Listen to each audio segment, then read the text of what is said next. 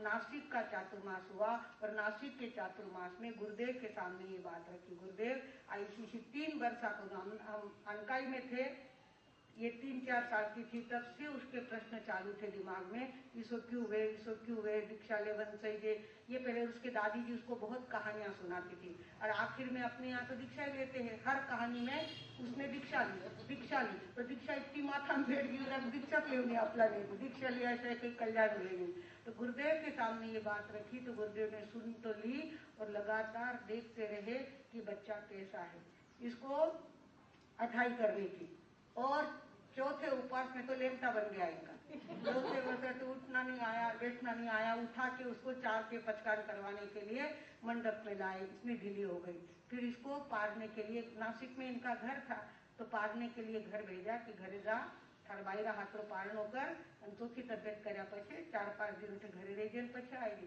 पहले दिन पारना किया, दूसरे दिन वापिस आ गई वहां पे। इतनी जल्दी क्यों आएगी तू? कि मारी बाई तो शिव को न छोड़े तो बंदस करे नहीं के इतो पानी ढोळे, मारो जीव घाबरे के इतो पानी ढोळे मारी बाई, मने नहीं आवड़े घरे रे बने, मन ताटे आवड़े। तो इस तरह से इनके कोई संस्कार लेकर के आया हुआ जीव था। वर्षी तब भी किया, छोटी उम्र में वर्षी तब भी कर लिया, करी तो एक 28 भी कर ली, वर्षी तब भी कर लिया, सभी हाउस दुनिया भरी हाउस। पर छोटे थे ना, तो छोटे थे, अब सब हम एक ही रहे तो सभी के किसकी थैली में क्या है, किसकी थैली, सभी की थैली उचक के देखना, किसमें कौन सा पेन है, किसमें कौन सी डायरी है, सब उचक के देखना, सबके बिछाने स्वयं ने करना। ऐसे बहुत सारी बातों का शौक इधर का ही शौक था। कभी नए फ्रॉक का शौक आया नहीं, कभी आंगन में जाके खेलने का शौक आया नहीं। बस अभी भी सारा काम निपटने के बाद किताब लेकर के रात को 10 से 11 बजे तक बैठेंगे, कुछ न कुछ पढ़ाई करेंगे, बड़ी बड़ी किताबें पढ़ के पूरी करते हैं। ऐसे संस्कार लेकर के जीव आया हुआ होता है तो उसको इस जन्म में भी वही बात अच्छी लगती है। हम लोग कहते हैं छोटी उम्र में दीक्षा लेना नहीं चाहिए, बच्चों को दीक्षा देनी नहीं चाहिए, पर उनके संस्कार अगर वो लाए हैं तो आप क्या कर लेंगे। और कभी कभी बड़ों को दीक्षा दे करके भी वो दिख जाते हैं। और छोटे हो तो गुरुदेव ने इनकी गारंटी ली, गुरुदेव ने संघ को कहा मैं 8वीं दीक्षा देव नहीं तो 7वीं दीक्षा देव, थाने मंजूर है कही? तो कहा गुरुदेव आप बड़ो कौन है, आप क्यों जी को माने मंजूर है। गुरुदेव के सामने नासिक संघ हाथ जोड़ के खड़ा हुआ, आपने आज्ञा करना, हमने उसका पालन करना। बोले मैं 8 की दूंगा या 7 की दूंगा। फिर बाद में कहा इन छोरी ने दीक्षा देवनी है, मैंने मारी जवाबदारी, क्या बोले, मारी जवाबदारी, मैं दीक्षा दूं और मैंने गारंटी है कि आजों की दीक्षा शेवट तक पाएगा। इस तरह से गुरुदेव ने उनकी हामी भरी और वो दीक्षा हुई। तो पहले हमने इनका नाम प्रेरणा जी रखा था, उनका नाम प्रज्ञा जी रखा था। तो गुरुदेव सवेरे उठ के चले, भाई यानो नाम प्रज्ञा जी रखो, यानो नाम प्रेरणा जी रखो। गुरुदेव ने कहा इनका नाम प्रज्ञा जी रखो। इतना गुरुदेव ने अपनी आंखों का सिंचन इनके ऊपर किया हुआ है और इनको भी अब तक इतनी ज्यादा अपने गुरुदेव के प्रति वफादारी है। जब लोज के दिन आते हैं तो बड़े उत्कृष्ट परिणाम के साथ लोज करने के लिए बैठ जाते हैं। कभी भी आनाकानी नहीं करते, कभी उसके बारे में टेंशन नहीं पालते। जो भी काम हमारे संन्यास का होगा बड़ी खुशी के साथ कहते हैं जिथे कमी तिथे आनी। देखिए जिथे कमी तिथे आनी। हम खाना खाने के लिए बैठ जाते हैं, उसके बाद रज इकट्ठी करनी होती है, फर्शी पूछनी होती है, कोई नहीं किया तो खुद करने लग जाते हैं। सारा काम जो काम कोई नहीं करने वाला है वो काम, गोचरी के लिए सबको कंटाल आया है तो सबके पहले पात्रे लेके तैयार हो जाएगी। जो काम कहो वो करने के लिए तैयार। डोरा धागा हमारे को ओगे के बांधने के लिए डोरे बनाने पड़ते, वो डोरा बनाना आता है, सीना आता है, सारी बातें इस मार्ग की उनको आती है। आपके मार्ग की कुछ भी बातें आती नहीं है। आपकी बात कोई भी कहो तो वो बात बिल्कुल पसंद नहीं है। चौका चूल्हा संसार ये बातों में बिल्कुल अट्रैक्शन नहीं है।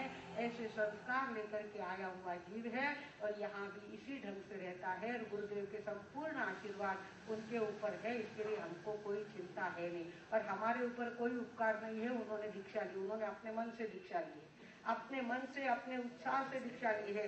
इस मार्ग में कई प्रकार के संकट आते हैं, कई प्रकार की विपरीत परिस्थिति आती है, पर सारी जिम्मेवारी उन्होंने अपने ऊपर ली है कि गिरो कई नहीं, मैं मारा मनु दीक्षा लिए, जितना संकट आएगा, जितो विरोधी वातावरण देगा उतो मैं सहन करूंगा, पर हमारी दीक्षा में पाऊंगा। इस प्रकार का आप देखो इतनी छोटी उम्र में आज आचार्य हमारे मधुस्मिता जी माता कल धनकौड़ी में जाके आए, थक के आए, अभी सवेरे 8 किलोमीटर का विहार करके आए, परसों भी आधा विहार पहले किया, शनिवार पेट तक गए, उसके बाद आगे जाकर के कार्यक्रम लिया। कार्यक्रम भी बहुत सक्सेस करके कार्यक्रम आए। मधुस्मिता जी ने कार्यक्रम को बहुत उठा के लिया। सभी लोगों ने कहा बहुत ही सुंदर कार्यक्रम मधुस्मिता जी ने हैंडल किया। और बहुत हमारे सुमन कौर जी मार साहब वो इतने ज्यादा प्रसन्न हुए, थे आया जिको घनो चोखो हो, थे आया जिको घनो चोखो हो। इस तरह से मधुस्मिता जी ने भी 10 साल की उम्र में ही घर छोड़ दिया था। 10 साल की उम्र में घर छोड़ा। दीक्षा तो 18 साल में हुई, पर घर तो 10 साल की उम्र में छोड़ दिया। हमारे साथ विहार करना, ये सारी बातें उनकी भी प्रैक्टिस इसी तरह से होती रही। भगवानों, ये संस्कारों का जत्था इकट्ठा हुआ है।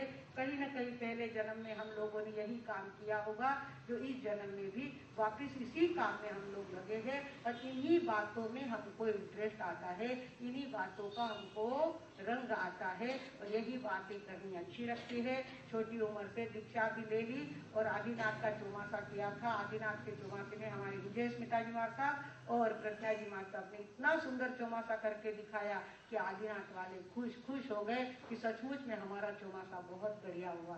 कहने की बात, इस मार्ग के भी कुछ पंछी होते हैं, उस मार्ग के भी कुछ पंछी होते हैं। कोई लोग उस मार्ग में जाकर आध्यात्मिक साधना करते हैं, कोई इस मार्ग में रह करके अपने जीवन का प्रैक्टिकल देते हैं।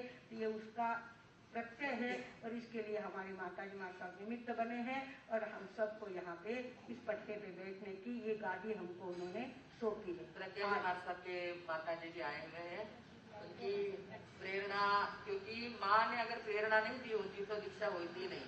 उनकी सबसे ज्यादा प्रेरणा उनकी मिली है, और योगा योग से वो भी यहाँ पर आए हुए हैं। और उनको कहती हूँ कि सबको जय जिनेन्द्र करे। तारा भाई आया है, और श्री श्रीमान सामने बैठे ना, विजय कुमार श्री श्रीमान। ताराबाई पक्की रही, इसके लिए दीक्षा हुई। नहीं तो दादी कहती थी मैं कई देर हुई, मारा पोती ने दीक्षा देवनार ने, दादाजी कहते थे मैं दीक्षा लेने नहीं दूंगा। और ये विजय कुमार मेरा भांजा सगा है, और प्रज्ञा जी के पिताजी है, और इनका भी विरोध था। बेटी के ऊपर अनहद प्यार अभी भी आते हैं तो दिल भर भर के आता है उनका, और बेटी के लिए दौड़े दौड़े चले आते हैं।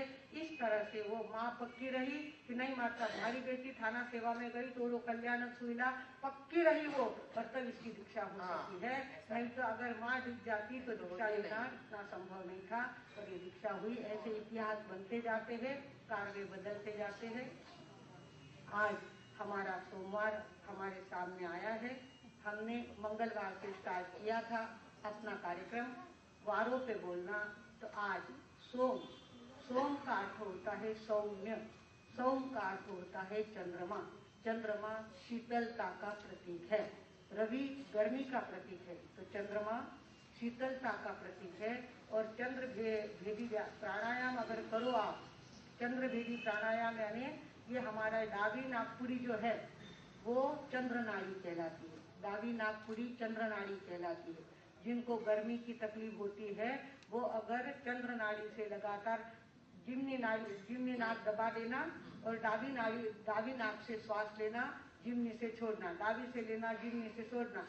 जिम्नी से छोड़ते समय शरीर की गर्मी बाहर निकलती है, और दावी से लेते समय अंदर में ठंडक प्रवेश होती है, तो गर्मी की सारी तकलीफ जा सकती है। जिनको भी गर्मी की तकलीफ हो उन्होंने आधा घंटा रोज अगर दावी नाड़ी से श्वास लेना चालू किया, जिम्नी नाक दबा देना, दावी से श्वास लेना और जिम्नी से वापस छोड़ना, ऐसे लगातार आधा घंटा अगर करते रहे तो शरीर की गर्मी निकल जाती है और शरीर में ठंडक फैल जाती है। जिनको नींद नहीं आती अगर वो चंद्र भेदी प्राणायाम करे तो फटाक से नींद भी उनको आने लग जाती है, बीपी कम होने लग जाता है, नींद आने लग जाती है, शरीर की फोड़े फुंसियां है वो सारी निकल जाती है, सारी ठंडक शरीर में हो जाती है।